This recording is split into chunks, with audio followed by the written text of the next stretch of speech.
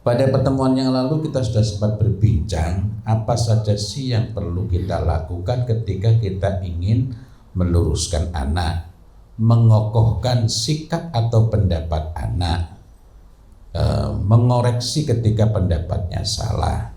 Dan untuk itu semua kita perlu menghormati, kita perlu menghargai pendapat maupun perasaan anak.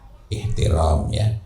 Ihtiram menghargai al-masyair wal afkar, perasaan maupun pemikiran anak. Bukan berarti kalau kita hargai atau kita hormati perasaan maupun pikirannya, bukan berarti dibiarkan keliru, melainkan dengan itulah anak-anak akan lebih mudah ketika kita ajak berbincang, lebih mudah ketika kita ajak untuk berdialog. Ketika pada pekan lalu saya sempat menceritakan obrolan saya, bincang saya dengan anak-anak muda, remaja-remaja, anak-anak dari diaspora yang ada di negeri lain. Dan ketika mereka mengatakan bahwa kunci terpenting untuk bahagia yang laki-laki nomor 1 jawabnya uang, nomor 2 adalah pacar yang cantik. Nah, sementara yang perempuan yang nomor 1 jawaban mereka adalah cinta, yang kedua adalah coklat. Dua-duanya perlu dikoreksi, dua-duanya ini bermasalah. Tetapi kalau kita langsung menolak perasaan mereka, menolak, merendahkan pemikiran mereka, padahal itu yang mereka rasakan, mereka akan sulit untuk diajak dialog. Yang kedua, walaupun anak-anak itu sudah remaja, bahkan di antara mereka sebenarnya sudah lebih daripada sekedar remaja, tetaplah yang paling memudahkan itu kita mengajak mereka untuk melihat hal-hal yang mudah dibayangkan, hal-hal yang sifatnya konkret, gitu ya, sehingga lebih mudah merasakan. Yang ketiga, ada pembanding-pembanding, terutama contoh-contoh, walaupun itu bukan sesuatu yang konkret tampaknya, tapi misalnya ketika laki-laki mengatakan bahwa sumber kebahagiaan yang paling pokok setelah uang adalah pacar yang cantik, kita dapat menghadirkan pembanding yang mereka bisa mengetahui secara langsung. Yakni ketika itu saya mau menanyakan kepada mereka, kenapa kok Pangeran Charles memilih cerai dengan Lady Di yang konon lebih cantik dan memilih menikah dengan Camelia Parker yang nggak cantik. Nah, artinya untuk memudahkan itu perlu pembanding-pembanding. Nah, tapi hal awal ialah hargai dulu perasaannya, hargai dulu pikirannya, baru luruskan. Hati-hati dalam mengejek, maksudnya bukan dalam mengajak ya, jangan sampai jatuh kepada mengejek. Mirip sekali, gitu ya, mirip sekali. Bedanya sedikit sekali kan, mengajak dengan mengejek. Sama halnya, bedanya cuma sedikit antara bahlil dan bahlul ya. Ya, tapi kalau keliru jauh sekali. Nah, yang menjadi masalah ketika berdekatan itu. Nah, ini contoh-contoh. Ini, tapi ini nanti dianggap politis ya. Nah, ini contoh kemiripan. Kalbun itu beda sekali dengan kolbun. Kolbun itu hati, kalbun itu anjing. Nah, hati-hati. Jadi berhati-hatilah dalam mengajak anak kepada suatu pendapat. Bukan berarti kita jadinya membatalkan atau mengurungkan niat untuk meluruskan. Tetapi berhati-hatilah agar ketika kita mengajak itu anak tetap merasa dihargai, diterima, dan tidak kita ejek. Kita koreksi iya, tetapi tidak kita ejek. Nah, dan kita perlu menunjukkan sikap untuk menghargai itu, tidak peduli sekecil apapun atau tampaknya kok remeh banget itu dalam pandangan kita mengenai apa yang difikirkan itu, ya. Atau apalagi kalau kita mengatakan kok mikir ngono wae ra iso, ya. Artinya justru sebaliknya, Ketika kita tahu mikir ngono wae ra iso, apalagi kalau kita mau nuntut untuk yang lebih besar. Artinya kita justru perlu membantu dia, menjembatani dia sehingga dia bisa berpikir lebih jero, lebih mendalam, lebih tertata dan lebih baik. Begitu pula ketika anak menyampaikan ide-ide, gagasan yang tampaknya sederhana sekali. Karena kalau dia baru mulai belajar, ada anak yang sekian waktu tuh nggak berani ngomong. Sekalinya ngomong kita mentahkan, nah itu akan menghancurkannya, membuat dia frustrasi dan membuat dia nggak mau lagi ngomong. Gitu ya. Baru berani ngomong, kayaknya orangnya ini enak kalau diajak ngomong. Lah kok kemudian sudah kita mentahkan. Nah itu tadi sekadar untuk menyegarkan kembali. Jadi setelah kita menerima, menghargai ihtiramul masyair wal afkar, maka anak akan lebih mudah terbuka, lebih mudah untuk kita luruskan kesalahan-kesalahannya di dalam berpikir maupun bersikap. Nah, lalu berikutnya lagi apa yang perlu kita perhatikan ketika kita ingin mendidik anak melalui hiwar? Di antara kunci berikutnya itu adalah hawir bilutfin wahuduin. Hawir berarti kita berbincang, berdialog, bercakap-cakap dengan anak itu bilutfin. Lutfin itu lembut, tapi lembutnya bukan berarti lemah lembut, lemah gemulai. Nanti kita akan bahas wahuduin dan tenang. Dalam hal ini kita perlu berhati-hati jangan sampai jadi iyyaka an taghdaba au tu'annaf. Tu'annaf itu, anaf itu adalah lawan kata dari hilm, lembut yang disertai dengan ketenangan dan kesabaran.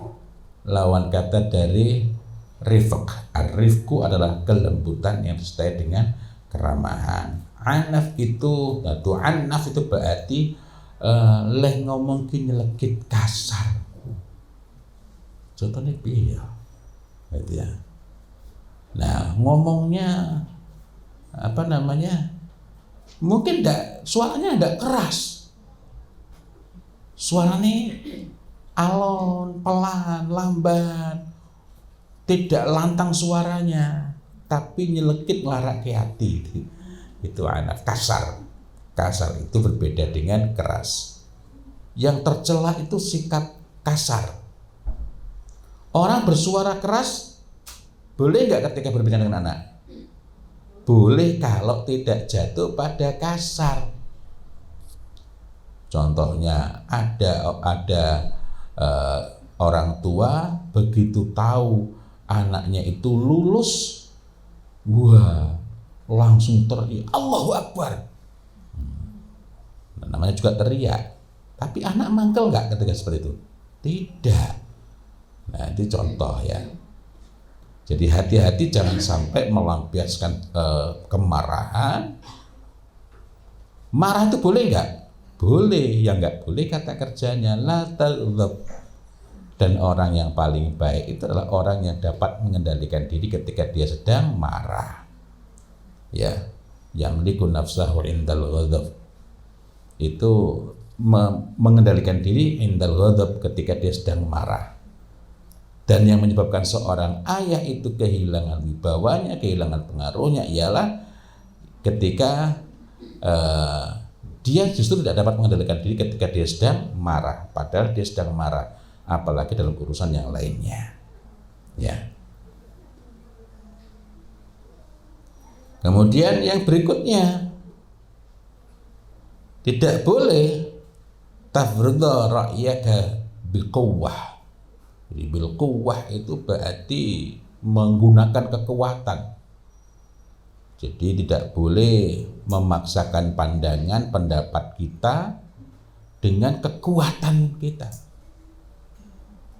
Bagaimana terang?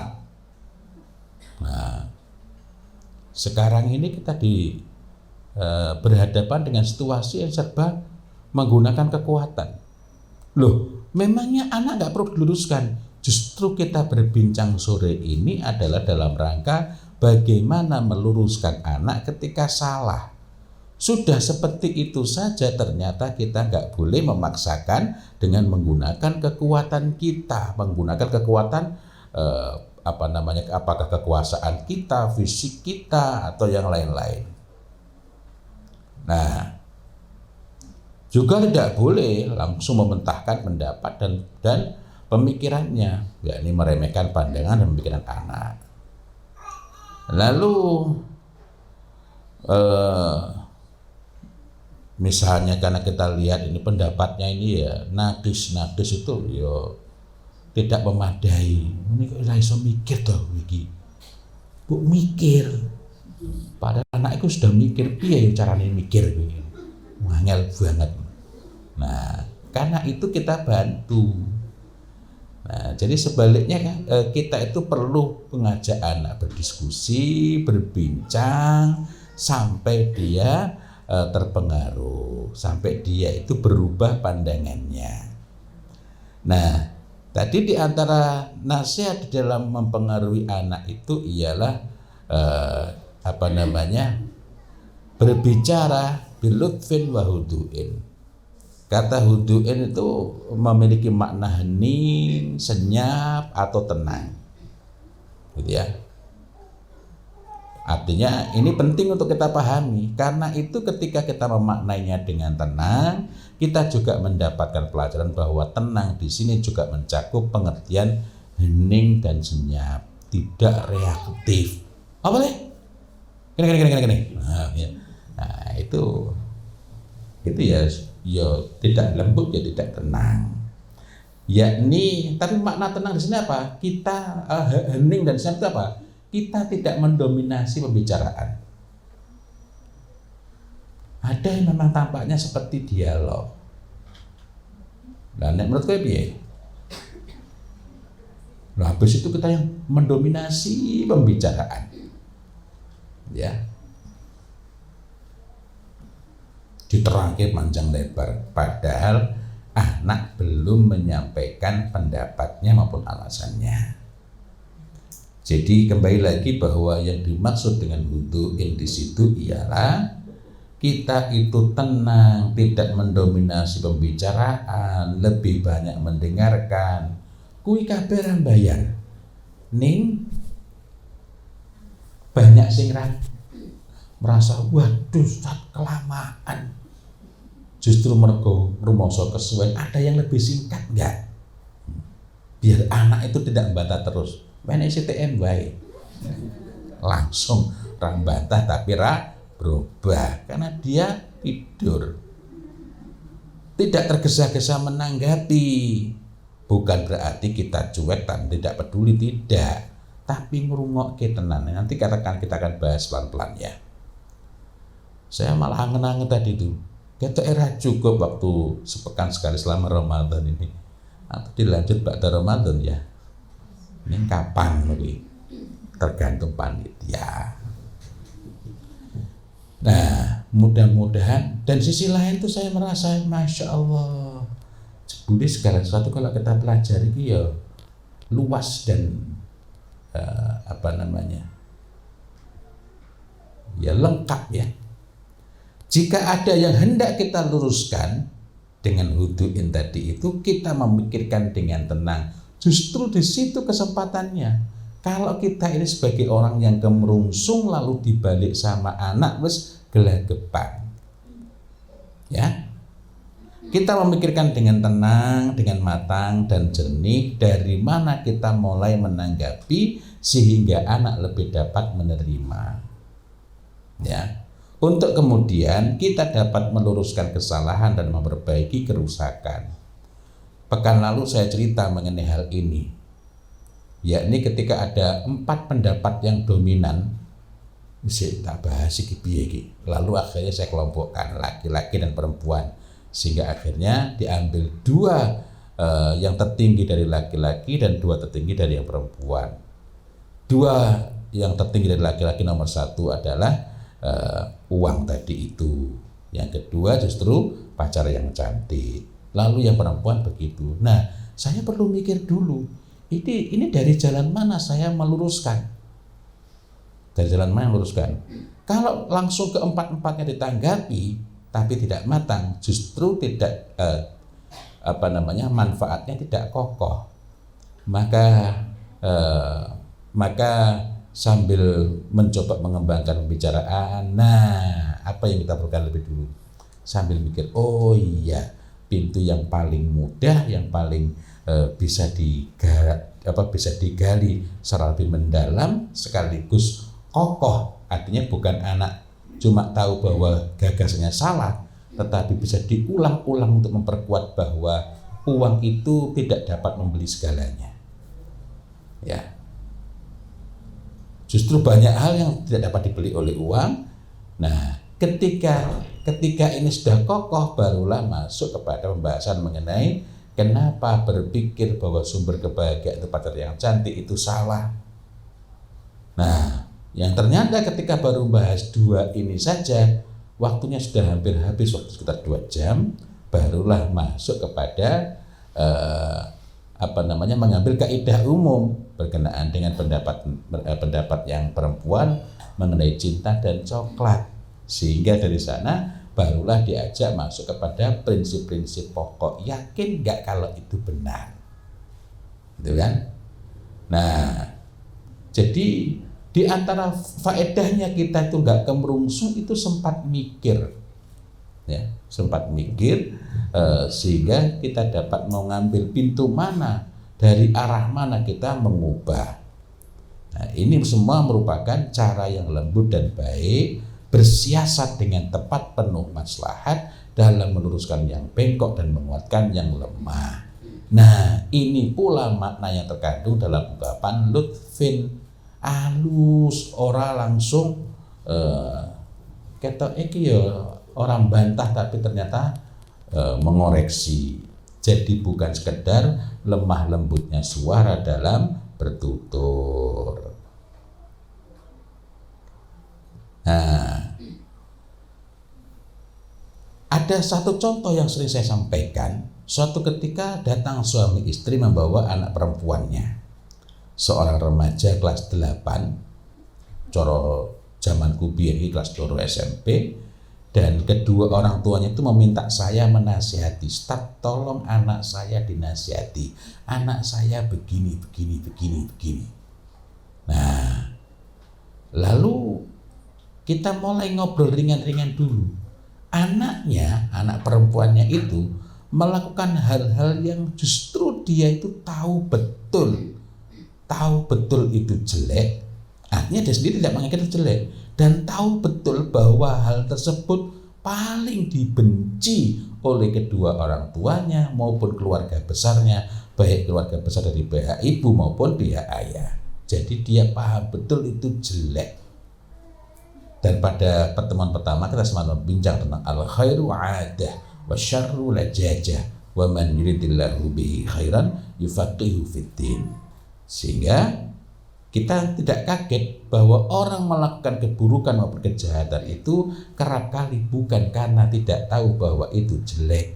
Nah dari sini artinya anak ini betul-betul paham, betul-betul menghayati bahwa yang dilakukan itu sungguh-sungguh sebenarnya tabu dan merupakan aib bagi keluarganya ketika dia melakukannya.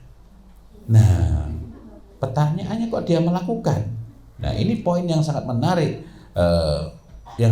perhatian buat saya untuk saya gali lebih lanjut. Bukan dalam rangka sok ingin tahu ya, orang sekarang sebutnya kepo ya, tetapi ini merupakan penanda awal untuk menyelesaikan masalah. Kenapa ini anak tahu bahwa ini yang paling dibenci oleh orang tuanya dan bahkan keluarga besarnya, dan dia tahu bahwa itu jelek, tapi kok dia memilih melakukannya? Ya, pertanyaannya adalah, tadi kan kedua orang tuanya itu datang minta saya menasihati. Dalam kesempatan yang lain juga terjadi, ada ibu-ibu menyampaikan kepada istri saya. Apa yang disampaikan? Kapan saya punya waktu? Kenapa? Pak Fauzul itu kan dari psikologi toh? Iya. Padahal istilahnya juga dari psikologi. Nah, kenapa? ini saya mau ngajak anak saya biar dinasihati Pak Fauzi. Nah, lalu saya sampaikan, karena minta waktu, saya bilang sebaiknya ketemu dulu dengan orang tuanya agar tahu masalahnya. Masalahnya siapa? Masalah orang tuanya. Belum tentu yang bermasalah anaknya toh.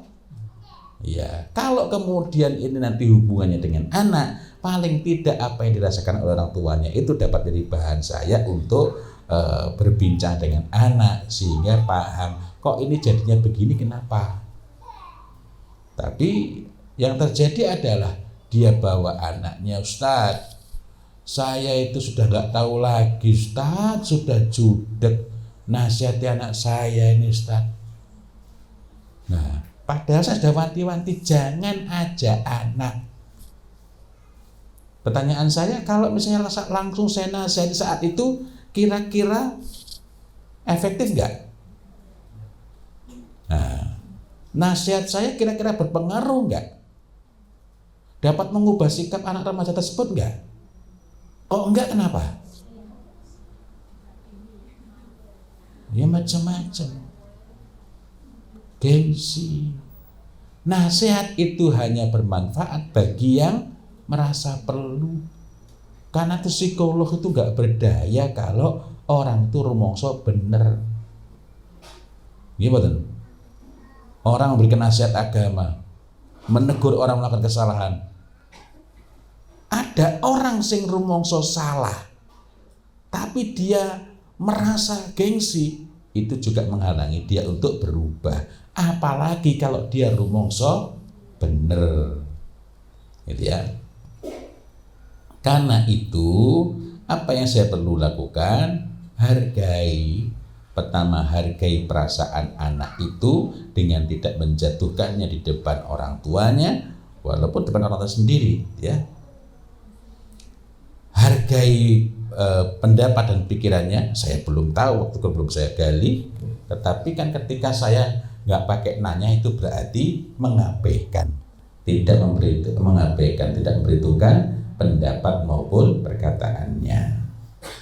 Yang kedua, saya harus berbincang dengan anak itu bilutfin, artinya kudu muter sing halus gitu, sehingga akhirnya ketika kedua orang tuanya kok yora mudeng-mudeng, sudah dikasih kode, gitu ya, sudah disampaikan dengan halus, akhirnya saya harus memberitahukan lewat HP, gitu ya, saya masuk langsung to the point.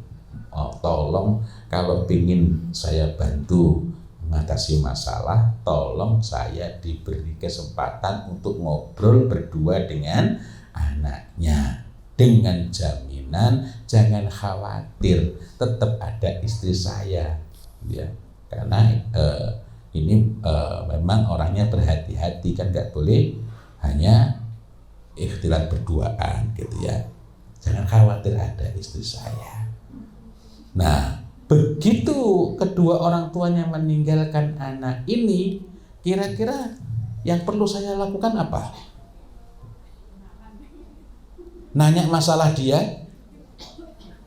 Tidak. Sing rumoso bermasalah siapa? Yang merasa bermasalah siapa? Orang tuanya. Wong dibela-belain datang ke tempat saya, pada rumahnya jauh sekali. Maka karena itu yang saya tanyakan adalah, orang tuamu itu, bapak ibumu tadi itu ada masalah apa? Nah, ketika saya tanya dia kaget. Ada masalah apa sama kamu? Bukan kamu ada masalah apa? Nah, bincang. Kok dia bermasalah, kenapa? Dengan ibu bapaknya dan ibunya. Ada apa? Apa yang membuat dia kesal sama kamu? Ya, ini ringkesnya ya, ringkesnya. Sehingga ketika pembicaraan itu sama sekali tidak memojokkan dia, tidak menempatkan dia sebagai orang bermasalah, baru setelah itu saya masuk untuk menjadikan dia merasa bermasalah. Maksudnya piye? Kira-kira Kalau bapak ibumu kayak gitu itu kamu nyaman nggak? Kamu seneng nggak? Enggak. Lalu yang kamu lakukan tuh kamu tahu kalau bapak ibu nggak suka.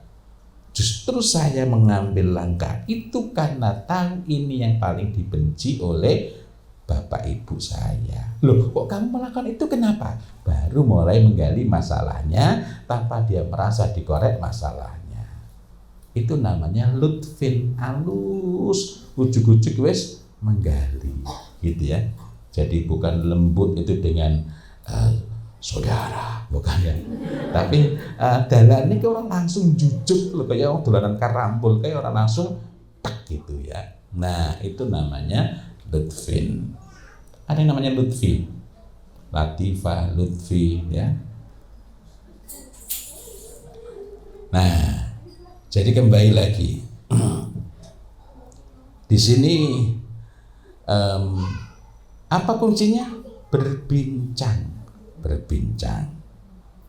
Pertanyaan saya lalu apakah dengan hiwar saja cukup? Dengan bincang saja cukup? Tidak. Maka ada dua hal yang perlu kita lakukan. Pertama, berbincang itu sendiri. Yang kedua, tidak menempatkan dia sebagai orang yang bermasalah, meskipun semenjak awal kita itu memang sudah bertekad, berniat, sudah memang ngajak bincang itu dalam rangka mengoreksi, memperbaiki, dan menghentikan keburukannya.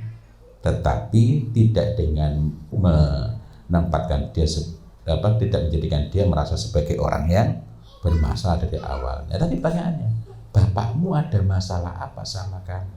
Bapak ibumu. Nah, sampai akhirnya saya sampaikan, kira-kira apa yang perlu saya lakukan? Apa yang bisa saya bantu? Kasihan bapak ibumu. Dan kamu juga gak enak kan?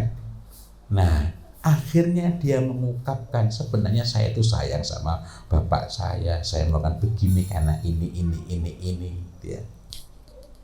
Nah, kemudian untuk mengoreksi tadi ini kan tidak langsung menanyakan kamu ada masalah apa. Yang datang ya bapak ibunya, yang nyuruh nasihati bapak ibunya, melainkan bapakmu ada masalah apa sama kamu. Sambil saya bingung juga ini, karena sekarang sudah jam 5.30. Padahal ini masih banyak ya, tinggal satu pertemuan lagi. Ya, saya hanya ingin mengingatkan bahwa tadi ketika saya bertanya, kalau saya nasihati langsung anak itu pada orang tuanya, efektif nggak? Nggak efektif. Kalau saya langsung mengoreksi,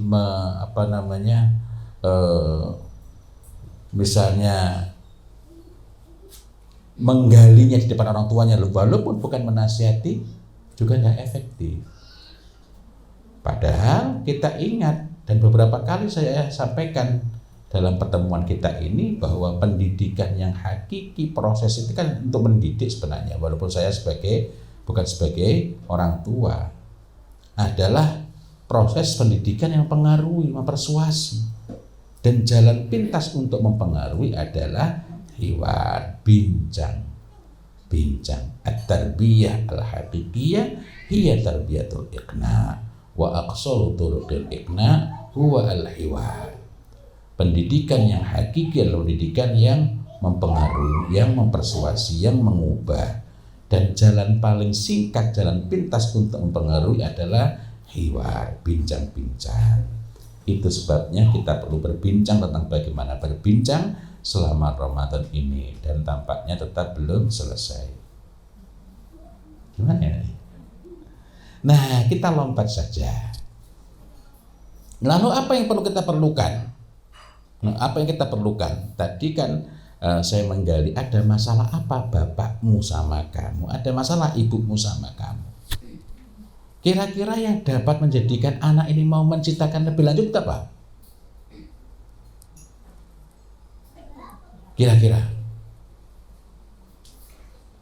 Kamu suka kalau bapakmu bermasalah? Bodoh amat, ya. Kamu nggak takut dosa?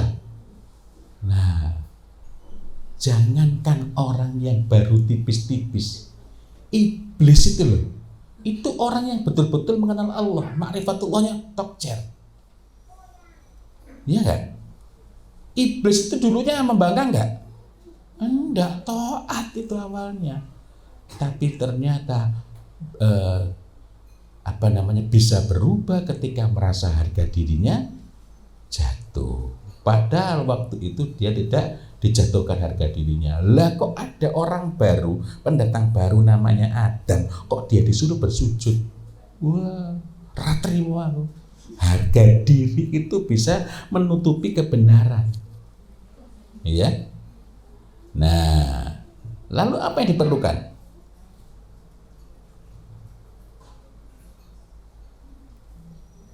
Mendengarkan dengan baik. Ya. Mendengarkan itu ada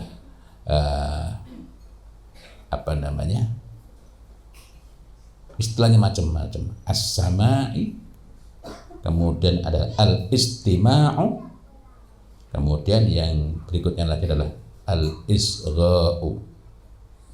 Nah, mendengarkan dalam hal ini adalah al-isgha'u, mendengarkan dengan nanti saya bahas masing-masing ya, biar kita merasakan bedanya. Mendengarkan dengan baik dan menunjukkan wa izharul ihtimami bikulli ma yaqulu, dan menunjukkan minat terhadap segala hal apapun yang dia katakan. Wow, siapa yang nggak sakit hati, Ustaz? Ayah saya tuh begini. Bukan, oh, gue pengen dadi wong apik. Sama orang tua kayak gitu. Oh, kira-kira dia akan meneruskan ceritanya nggak? Enggak. Menunjukkan minat, sekali lagi bukan berarti kita membenarkan dan tidak memotong pembicaraannya sampai dia selesai. Ya. Bagaimana kalau kita nggak paham? Kita bisa mengatakan, tadi ada beberapa poin yang saya belum paham. Apa tadi? Nah, kita bisa gali lebih lanjut. Nah, mendengarkan itu ada macam-macam ya. As-sama'i itu berarti proses fisik saat kita ada bunyi atau frekuensi bunyi diterima dari lingkungan sekitar, sehingga sampai kepada saraf otak kita. Ya, ini level terendah. Tetapi ketika digandengkan dengan ketaatan, justru menunjukkan level tertinggi. Maka orang mengatakan sami'na wa ata'na. Mengkrumusak, hanya dengar saja, level tertinggi langsung satset, itu berarti level tertinggi. Tapi ketika kita berbincang, itu bukan level tertinggi. Adapun al-istima'u itu berarti lebih dari sekedar proses menerima frekuensi suara. Mendengarkan ini berkaitan dengan kesediaan, niat, kemauan seseorang untuk fokus dan memahami apa yang didengarkannya. Kalau memungkinkan nanti akan bahas lebih rinci lagi ya. Dan ini dilakukan dengan memperhatikan suara, kalau itu perkataan yang diterima ya dari sumbernya itu. Nah, kemudian kalau al-isra'u itu adalah mendengarkan secara aktif, efektif, di mana seseorang itu menanggapi suara atau percakapan yang didengarnya tanpa memperhatikan hal lain. Sehingga kalau perlu ini biar obrolan kita, bincang kita lebih baik ya, ini mohon izin saya matikan HP dulu. Nah, ini juga demikian. Untuk apa? Walaupun kita bisa matikan, mohon maaf saya matikan dulu ya. Tapi kalau kita tunjukkan tekad kita, Nah, maka ini akan lebih berharga lagi ya. Untuk apa? Agar tidak ada hal-hal yang mengganggu dan anak merasa betul-betul dipentingkan. Dan itu semua kita lakukan untuk memahami apa yang dikatakan agar pemahaman kita yang kita tangkap itu betul-betul tepat, artinya benar. Nah, ini iya, Masya Allah.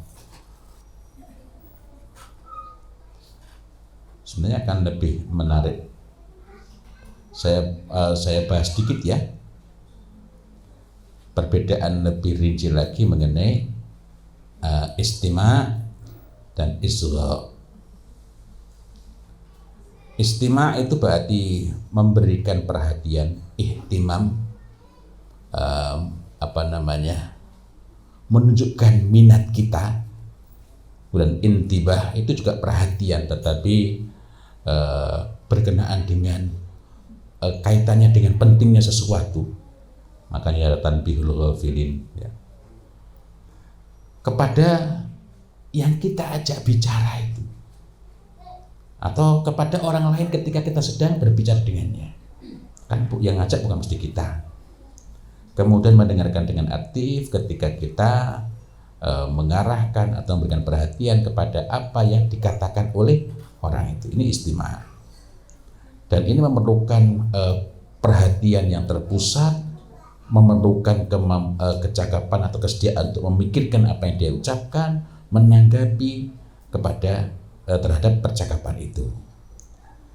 Nah, ini semua memerlukan proses tafa'ul atau interaksi dengan orang lain. Lalu kalau al-isgha' itu apa? Komunikasi yang menghadirkan sesuatu yang sifatnya emosional. Kita menunjukkan empati kita menunjukkan sedih kita, menunjukkan antusias kita ketika dia menunjukkan sesuatu, rasa senang kita. Artinya itu pembicaraannya bukan kayak ketemu robot. Dan tentu saja ini perlu interaksi dengan perasaan-perasaan dia, pandangan dia. Nah, sebentar, ternyata waktu ini tidak cukup ya. Tambahkan sedikit lagi. Nah, dan ini semua memerlukan kemauan yang dia rasakan. Kadang kita itu memperhatikan orang lain merasa kita abaikan. Nah, ini memerlukan kemauan yang dia rasakan. Dia menangkap itu bahwa kita itu betul-betul menyempatkan waktu, menyengaja ingin memahami dan menghargai terhadap perasaan dia. Nah, dalam kasus tadi tidak langsung menyalahkan, walaupun tujuan kita untuk mengoreksi. Ya, dalam hal ini kita memerlukan kesabaran untuk menerima dalam rangka memahami perasaan dari anak ini sebelum kemudian kita menawarkan gagasan-gagasan yang gagasan-gagasan itu tujuannya adalah untuk mengoreksi. Mudah-mudahan tambahan penjelasan ini walaupun poin terakhir tadi masih kurang begitu cair ya, mengingat di kejar-kejar waktu, mudah-mudahan berfaedah. Demikian dan selanjutnya saya kembalikan kepada moderator. Monggo.